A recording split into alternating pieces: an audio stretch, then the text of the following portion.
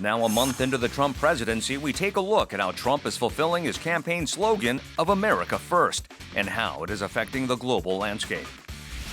Amid President Trump's hardline rhetoric and threats of a currency war with China and Japan, we discuss what Trump's Asia policy will look like.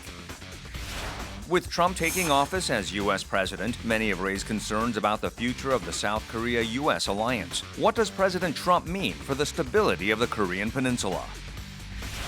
As Trump fulfills his campaign promises, strong trade protection measures are being put in place. How will they affect the Korean economy?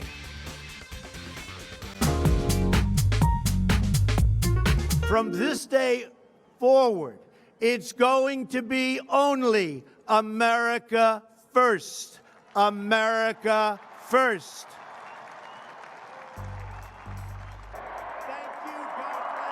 Donald Trump sworn in as the 45th President of the United States on January 20th, 2017. His inaugural pledge to put America first in all his decisions has made the U.S. and the rest of the world jittery. We take a look at the first month of the Trump presidency and its implications.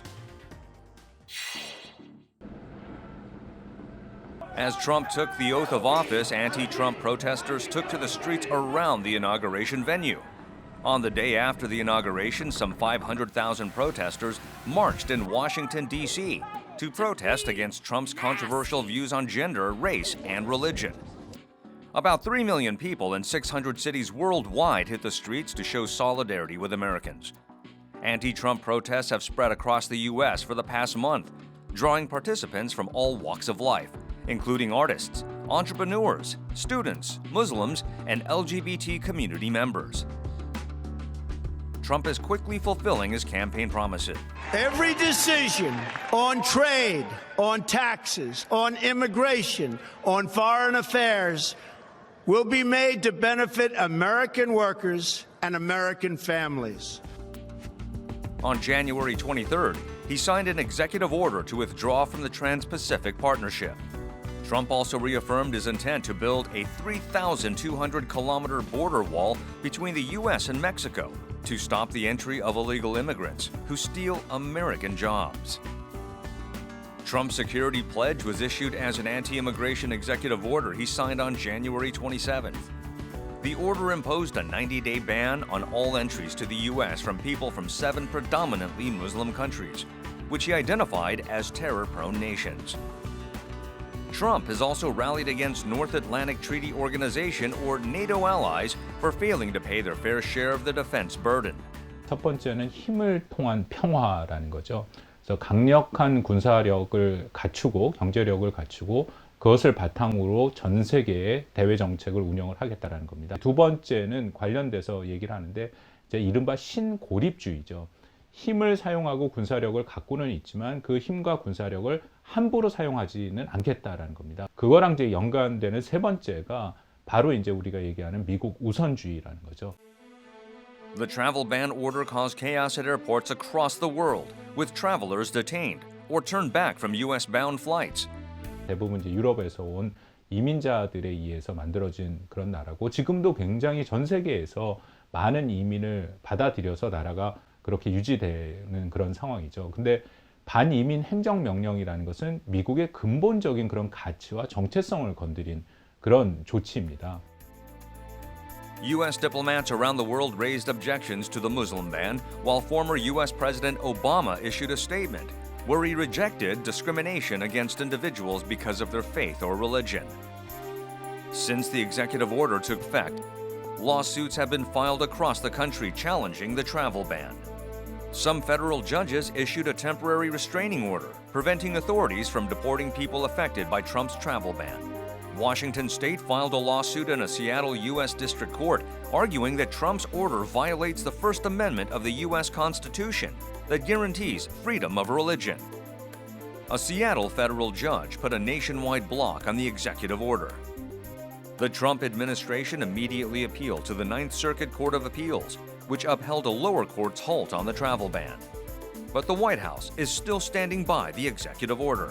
미국의 중산 노동자들은 이민자들로 인해서 내 일자리를 다 잃었다는 인식이 팽배합니다. 그래서 나타난 첫 카드가 반이민 정책. 이제 이민자들 스톱하겠다. 그 이면에는 바로 중산층 노동자, 백인 노동자들의 일자리를 회복하겠다는 기본적인 전략적인 방침이 있는 것입니다.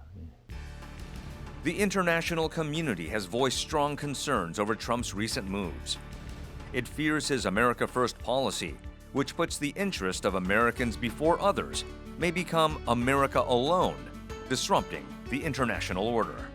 미국이 보호무역으로 돌았으면 어쩔 수 없이 다른 국가들도 유럽 같은 경우에도 하나의 공동체로 돼 있지만 브렉시트에서 우리가 경험했던 것처럼 자국 중심주의로 돌아설 수밖에 없고 또 미국의 제일 파트너인 그 경제적인 그 경쟁 상대인 중국 같은 경우에도 보호무역주의로 돌아설 수밖에 없고 그럴 경우에 전 세계에 미치는 경제적인 파장은 굉장히 부정적인 파장을 미칠 수밖에 없다라고 생각합니다. At an EU summit early February, leaders of EU countries underscored the solidarity of Europe to prepare for the change that the Trump administration will bring. Trump is pushing an America First agenda, despite growing opposition at home and abroad. But what does this signify? 트럼프는 자기의 지지층만 보겠다. 더 구체적으로 말한다면 백인 중산층 노동자층을 위한 정책만 펴나갔다는 정책을 계속 추진해 나갈 것입니다. 연예인들, 많은 명사들이나 또 노벨상을 수상한 분들도 반감을 하고 반대声明을 발표하고 있습니다. 그래서 이제 많은 게 부각되고 있고. 근데 또 한편에서는 그 소위 제가 말씀드린 미국의 중산층들, 노동자들 입장에서는 트럼프야말로 자기 이익을 대변하고 있구나 하는 그 과정이 지금 이제 컨플릭트, 갈등과 이렇게 서로 갈등을 하고 있는 그런 단계입니다. 그래서 밑바닥 여론은 우리가 보여지는 것 가운 다르게 나타나고 있다는 거죠. Now a month into his office, Trump has already sent shockwaves around the world. While experts predict he will stick to his America First mantra, much attention is paid to how a host of uncertainties around the Trump administration will affect the international order.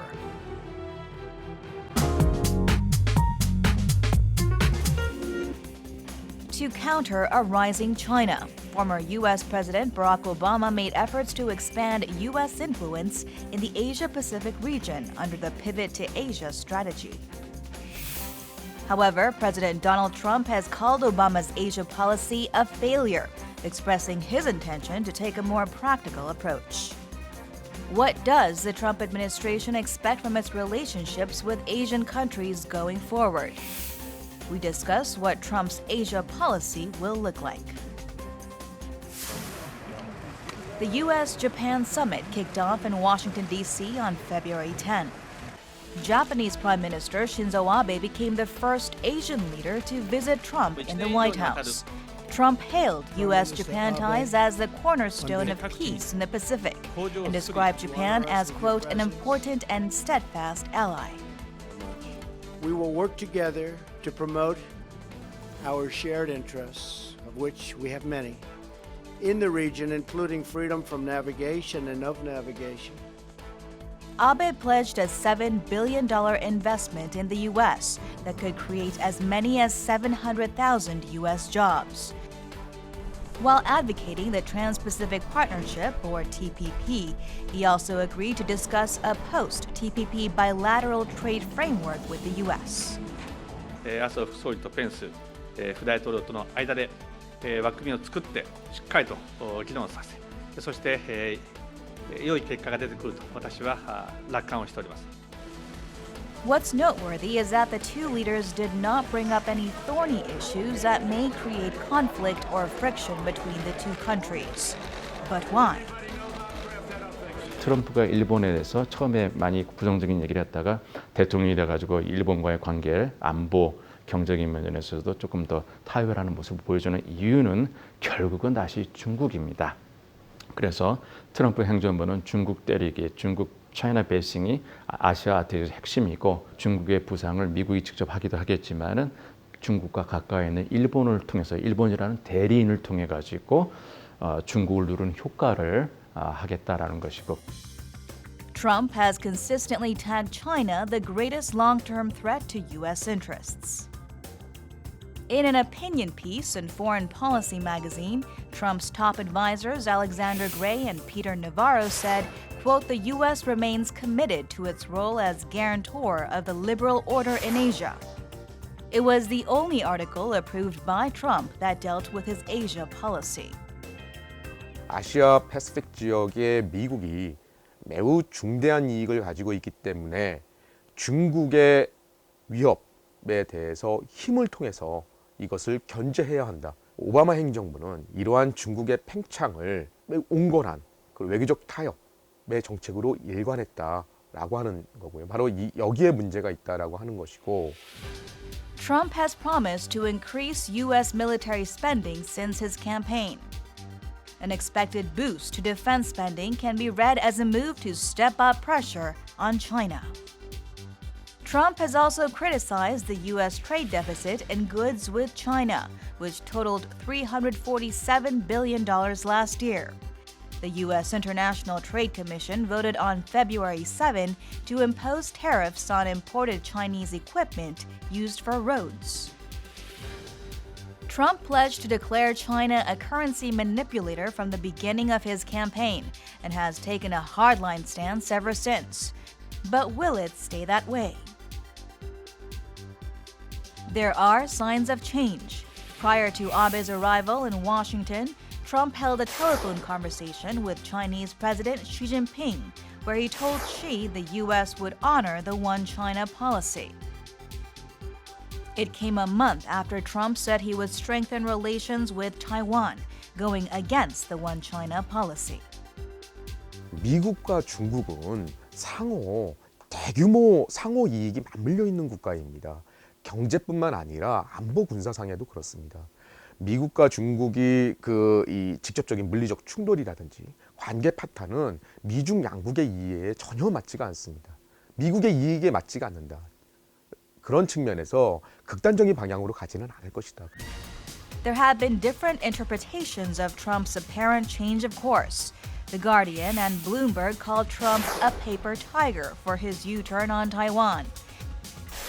But Foreign Policy said Trump is an unconventional president with a transactional orientation and impulse.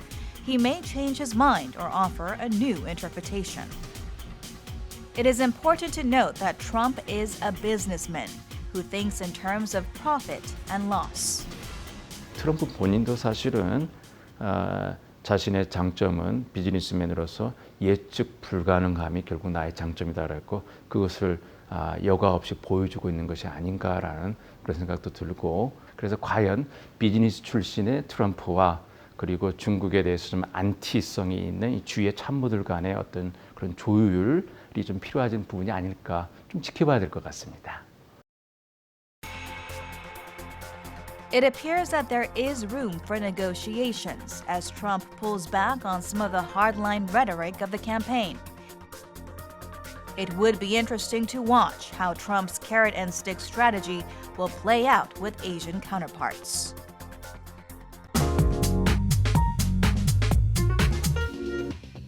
South Korea and the U.S. have maintained a strong security alliance for years to deter North Korean nuclear threat.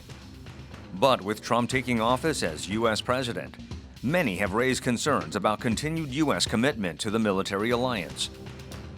What does the Trump administration mean for the stability of the Korean Peninsula? North Korea fired a ballistic missile on February 12th from the airbase in Pyeongangbuk-do province. In a hastily arranged joint press conference after the U.S.-Japan summit, Japanese Prime Minister Shinzo Abe called North Korea's missile launch absolutely intolerable, while Trump said the U.S. stood behind Japan 100%. On February 13th, Trump brought up North Korea and sent a clear warning message to the regime during a joint press conference with Canadian Prime Minister Justin Trudeau. North Korea is a big problem, and we will deal with that very strongly. We cannot be the policeman of the world. We cannot protect countries all over the world. Trump's view on national security is considered very different from that of his predecessors. Former U.S. presidents sought to increase U.S. presence on the international stage based on security relationships with U.S. allies. But Trump thinks in terms of profit and loss on the basis of the American First agenda. Against this backdrop, the defense burden sharing has become a highly contentious issue. One of the recent developments that dispelled such concern was U.S. Secretary of Defense James Mattis's visit to Seoul early February. For the first time in 20 years, a newly appointed U.S. defense chief included South Korea in his first overseas trip. Mattis's predecessors mostly chose the Middle East as their first foreign destination. And with a spirit of collaboration, I'm confident we'll continue to provide for the security and prosperity of our nations and the region. U.S.'s North Korea policy was still unclear in early February, so Mattis's trip was considered a gesture by many experts to base their predictions on future U.S. policy toward Asia and the Korean Peninsula. 미국으로서는 북한의 위협이 정말 중요하고 실제적인 위협이고 한국도 굉장히 북한의 위협에 대해서 많은 우려를 갖고 있기 때문에 미국은 확고한 국방이고 또한 확장 억제를 통해서 북한의 어떠한 도발에도 막을 수 있다는 그런 확고한 일종의 그래서 영어로는 확증이라고 하는데 어슈런스를 주면서요 동맹 관계가 변함이 없다. 그리고 북한에 대해서도 메시지를 분명히 준 것이죠. Mattis called the South Korea-U.S. alliance the linchpin of peace and stability in the Asia-Pacific region. During talks with his South Korean counterpart, Mattis also reaffirmed plans to deploy the U.S. missile defense system THAAD to counter North Korea's nuclear and missile threats. The two defense chiefs also agreed to boost the scale of the South Korea-U.S. Key Resolve military exercise this year. However, critics point out that controversial issues such as the renegotiation of the defense sharing burden was not on the table. But experts say Mattis's trip to South Korea has more symbolic than operational importance. The U.S. response to North Korea's first missile test on Trump's watch and the face-to-face meeting between defense chiefs of South Korea and the U.S. appear to ease doubts about the bilateral alliance to some extent. 북한이 여러 가지 핵과 미사일 개발 능력에 대해서 평가는 있었는데 이제 점차적으로 그걸 노골적으로 얘기하고 미국 본토를 공격할 수 있는 ICBM을 거의 발사할 준비 완성 단계에 이르렀다. 이런 발언들이 미국에서 굉장히 심각하게 받아들였습니다. 그 전까지만 해도 한국이라든가 일본에 대한 미사일 위협 정도를 생각했는데 미국 본토에 대한 위협까지 거론하고 있기 때문에 매우 워싱턴에서 경각심이 높아졌죠. 그래서 한국과의 동맹, 특히 일본과의 동맹도 그렇고요. 굉장히 강화하는 쪽으로 가지 않을까 봅니다.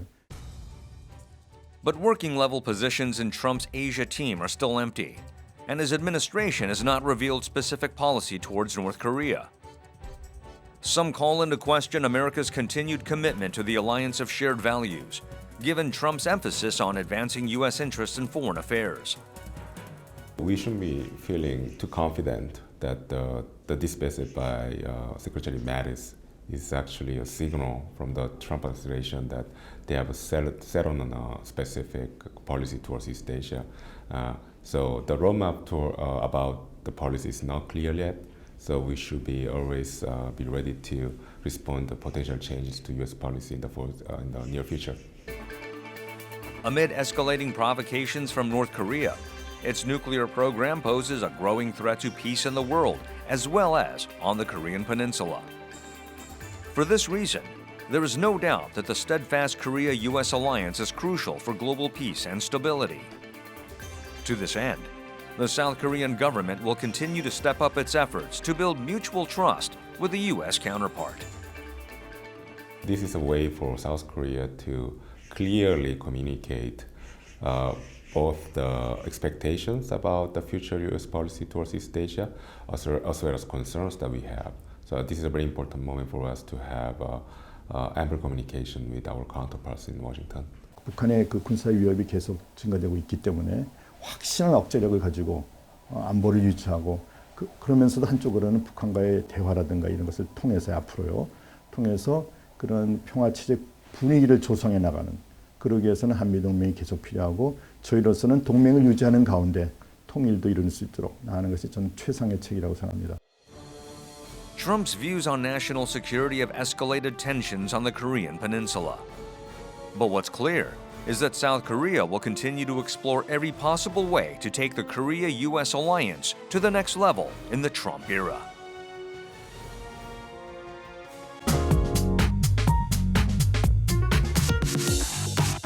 During his inauguration speech, U.S. President Donald Trump stated his doctrine. It's going to be only America first. Strong trade protection measures are being put in place as Trump fulfills his campaign promises. How will these measures affect the Korean economy? The new U.S. administration is moving full steam ahead on protectionism to grow the U.S. economy. 트럼프 후보가 선거 기간 동안에 강조했던 그러한 보호무역주의 성향이 일방주의적인 그런 제재 조치를 통해서 강력하게 시행되지 않을까. 그래서 전 세계가 트럼프 행정부의 통상 정책이 어떻게 진행될 것인가에 대해서 주목하고 있고 우려의 목소리를 많이 내고 있습니다. The U.S. has embraced free trade policies since the mid-2000s, with 14 free trade agreements or FTAs in force with 20 countries. The new administration feels that the U.S. has more to lose than gain from these trade deals.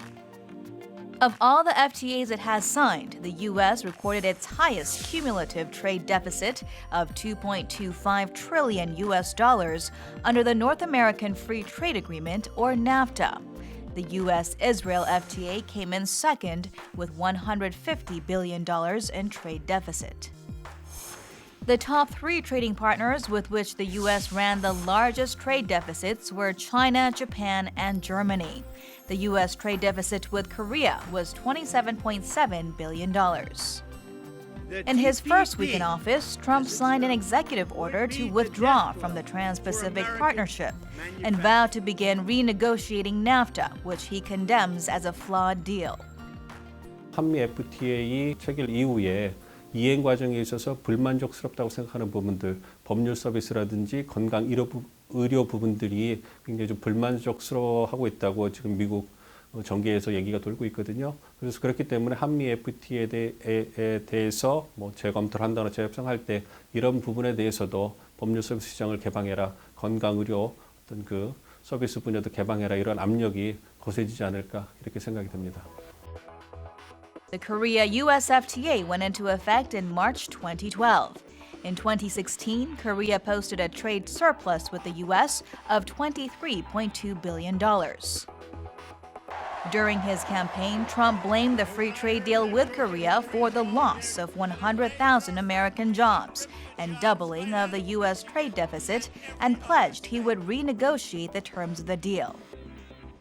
If the Korea-U.S. FTA is scrapped, it would deal a heavy blow to Korea's exports to the U.S.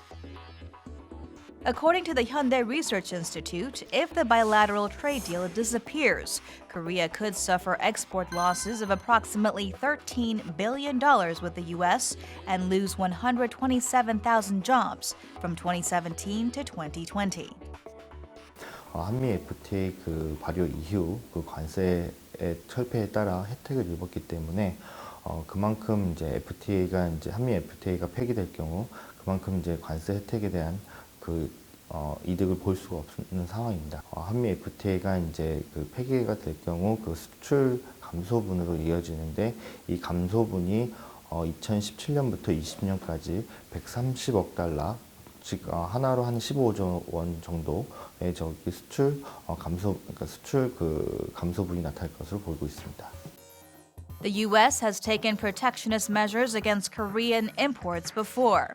The Obama administration enacted 3,403 protectionist measures, more than a fourfold increase from the Clinton administration's 789 measures.